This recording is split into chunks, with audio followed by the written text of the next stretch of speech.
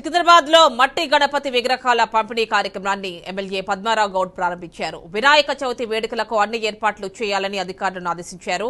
పర్యావరణ పరిరక్షణకు మట్టి గణపతులను పూజించాలని ఎమ్మెల్యే సూచించారు.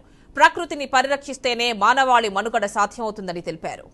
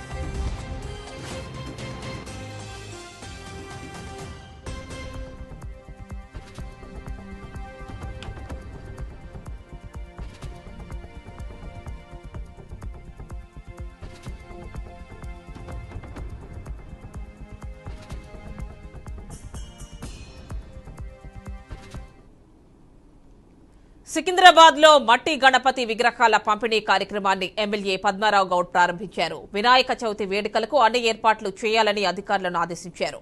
పర్యావరణ పరిరక్షణకు మట్టి గణపతులను పూజించాలని ఎమ్మెల్యే సూచించారు. ప్రకృతిని పరిరక్షిస్తేనే మానవాళికి మనుగడ సాధ్యమవుతుందని తెలిపారు.